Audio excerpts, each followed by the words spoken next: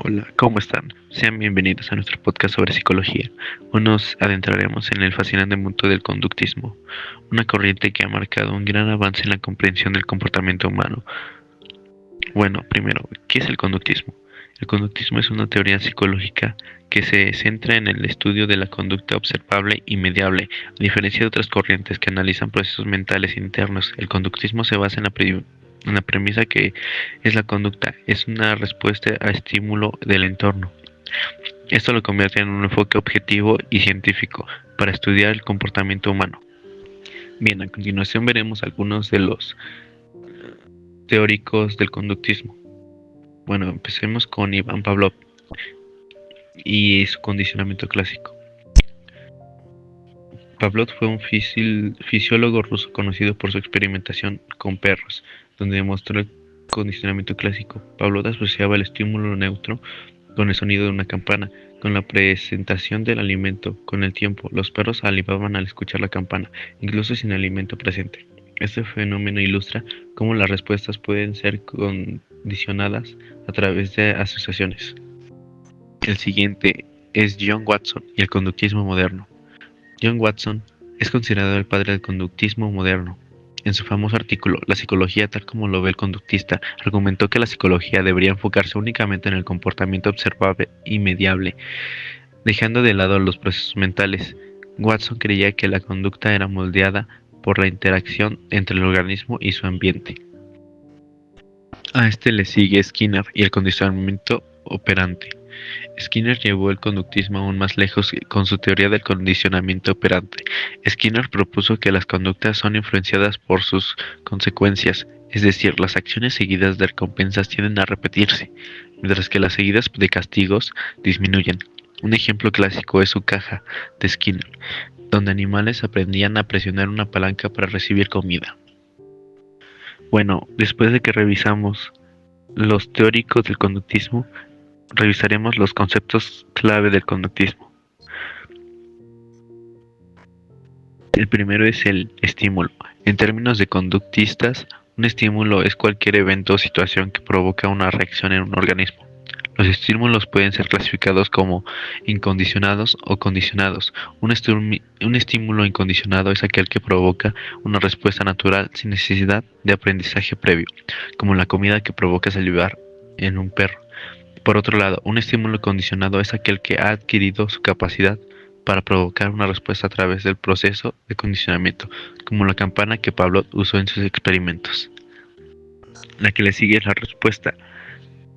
La respuesta es la reacción observable ante un estímulo. Puede ser fisiológica o comportamental y varía en complejidad desde respuestas simples hasta comportamientos más elaborados. Por ejemplo, la salivación ante la comida es una respuesta fisiológica simple, mientras que realizar una tarea escolar puede implicar múltiples respuestas comportamentales. De ahí viene el condicionamiento. El condicionamiento es el proceso mediante el cual se establece una asociación entre un estímulo y una respuesta. El condicionamiento clásico está asociado, se forma entre un estímulo neutro y un estímulo incondicionado, mientras que el condicionamiento operante se establece entre una conducta y sus consecuencias. La siguiente es el refuerzo. El refuerzo es cualquier consecuencia que aumenta la probabilidad de que una conducta se repita en el futuro. Los refuerzos pueden ser positivos o negativos. Un refuerzo positivo implica la presentación de un estímulo agradable después de una conducta deseada, como dar elogios a un niño por hacer su tarea. Un refuerzo negativo implica la eliminación de un estímulo desagradable tras una conducta deseada, como dejar de escuchar música molesta cuando se completa una tarea. La siguiente es el castigo. El castigo es lo opuesto al refuerzo. Se refiere a cualquier consecuencia que disminuye la probabilidad de que una conducta se repita. Al igual que los refuerzos, los castigos pueden ser positivos o negativos. Un castigo positivo implica añadir un estímulo aversivo tras una conducta no deseada, como dar una reprimenda a un niño por mal comportamiento, mientras que un castigo negativo implica retirar un estímulo agradable, como quitar privilegios. Luego está la extinción. La extinción ocurre cuando un comportamiento previamente reforzado deja de recibir refuerzos y como resultado disminuye o desaparece con el tiempo. Por ejemplo, si un perro deja de recibir golosinas cada vez que realiza un truco, eventualmente dejará de hacerlo. la generalización y discriminación. Estos procesos son relacionados con fenómenos de cómo los organismos responden a diferentes estímulos.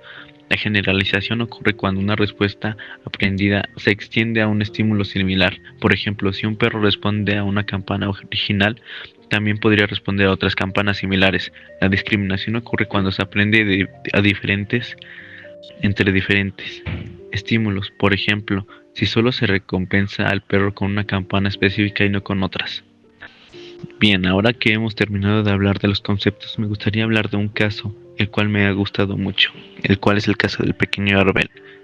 Un experimento emblemático dentro del conductismo fue realizado por John Watson y Rosalind Reiner en 1920 con un niño conocido como el pequeño Albert. El objetivo era investigar si los miedos podían ser recondicionados mediante asociaciones entre estímulos neutros y respuestas emocionales negativas. Albert fue expuesto a una rata blanca mientras se producía un fuerte ruido detrás de él al golpear una barra metálica con un martillo. Tras varias repeticiones, Albert comenzó a mostrar miedo no solo hacia las ratas, sino también hacia otros objetos similares, como conejos o máscaras peludas. Este experimento no solo demostró cómo se puede condicionar emocionalmente a un individuo, sino que también planteó importantes cuestiones éticas sobre el tratamiento de sujetos humanos en investigaciones psicológicas. Bien, el conductismo ha tenido un impacto significativo en varios campos, como podría ser el de la terapia conductual. Una de las aplicaciones más destacadas del conductismo es la terapia conductual, que se basa en los principios del condicionamiento para modificar conductas problemáticas o desadaptativas.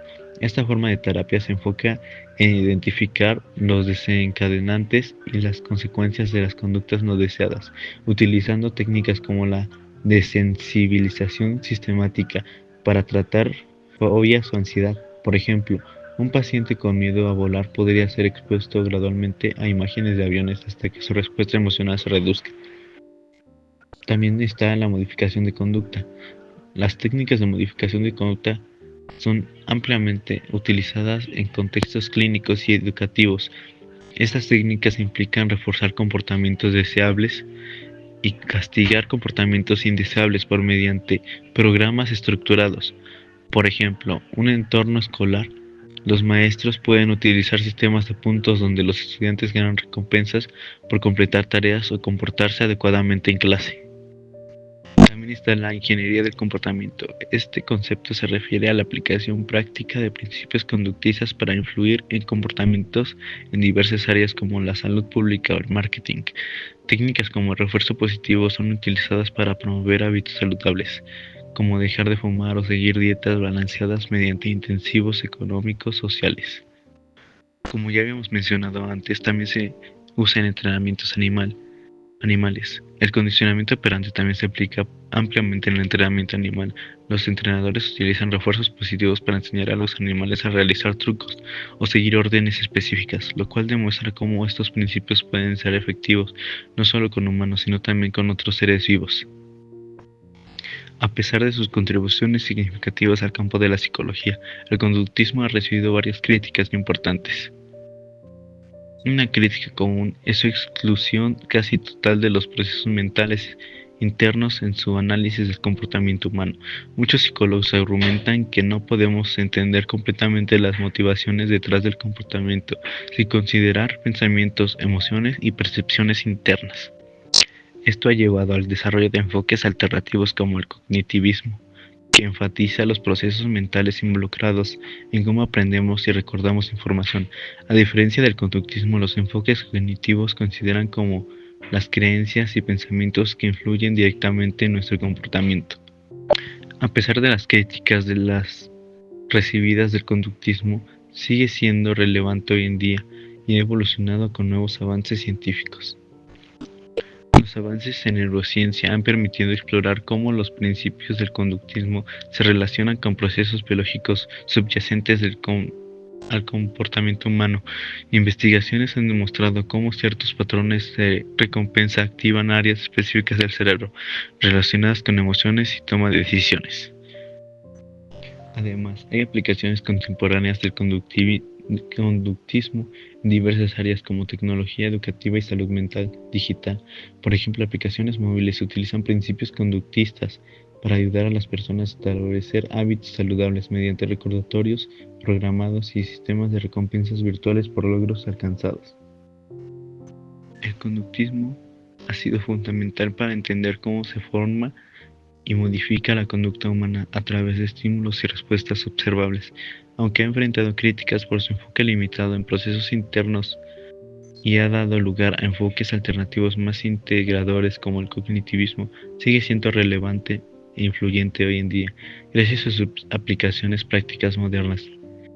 Bien, eso es todo por hoy. Gracias por acompañarnos en este episodio sobre el conductismo.